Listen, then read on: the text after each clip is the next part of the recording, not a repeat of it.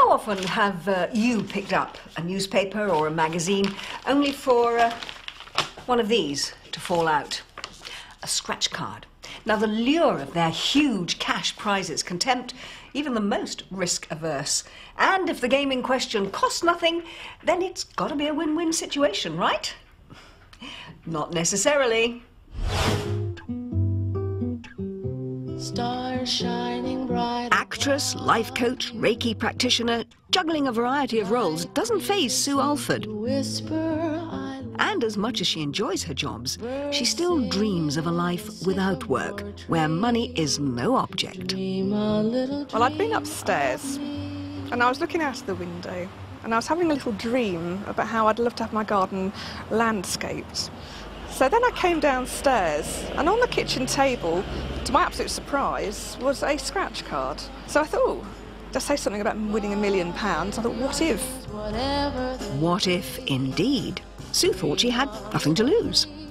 So I scratched off the various panels, and sure enough, there was 3 matching symbols. The old helicopter one. So then I had a quick look at the back of the card for the terms and conditions, and the terms and conditions are actually written in a very tiny font. I couldn't see any sort of easy way of finding out what I'd possibly won.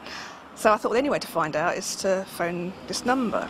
Sue was getting more excited by the minute, but time was ticking by. Now, I did acknowledge that it was going to cost £1.50 a minute, but I had a strategy, and that was going to be, if I'd only won £10, I'd put the phone down. So I assumed that a £10 prize would be announced at the beginning of the call. What happened was you get a bit of a waffly beginning to the message. Now, you're still in with a chance of winning a big prize or the £10 prize, so you kind of keep holding on, and on and on and on, and you're watching the clock, now coming up to 6 minutes, and then suddenly what you've won is the £10 prize. So I put the phone down, and after that I thought, this isn't right. So Sue had won a tenner, but the phone call to claim her prize had cost her £9, more than she can ever remember spending on a phone call. I was absolutely fuming with anger. I was angry at myself for falling for this trick. I was angry at the scratch card company, so I jumped onto the computer and I thrashed out a letter to my MP. Sue's MP contacted the scratch card company and they agreed to reimburse her. But she couldn't stop thinking about the way scratch cards work and the number of catches involved. Sue now tries to beat the scratch card companies at their own game. By posting her winning cards off, she's only out of pocket for the cost of a stamp, not a £9 phone call. But we've heard from lots of you who think these cards aren't even worth the price of a stamp. Even if you send your so-called winning card off, you say you rarely, if indeed ever, get sent a prize. Consumer groups say you're best throwing these cards away. They believe if something looks too good to be true, it usually is. So, when it comes to competitions, how can you tell which ones are legitimate and which are likely to leave you feeling like a loser? Personal finance journalist Victoria Bischoff from Citywire has some priceless advice.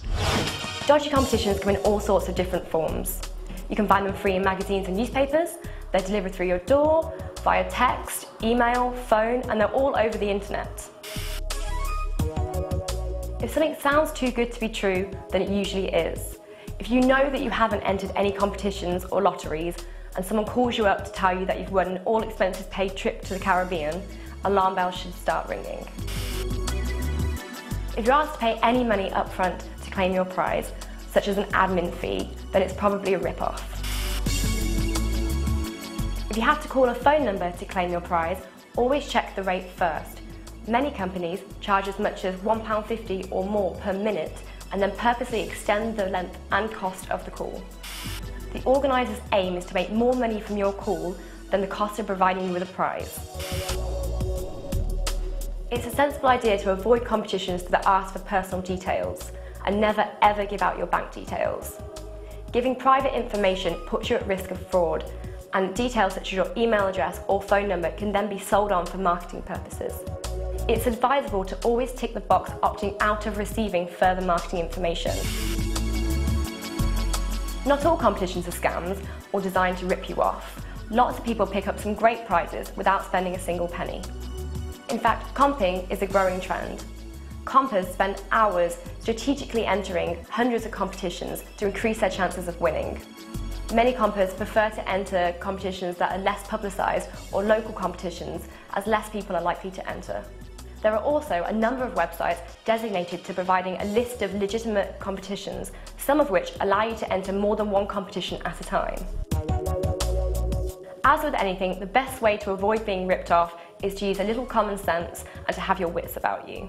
Before you enter any competition, always ask yourself, what does the organiser want to get out of this? It's unlikely they're giving out prizes just to be nice. If you remember this and don't expect too much, any winnings will be a bonus.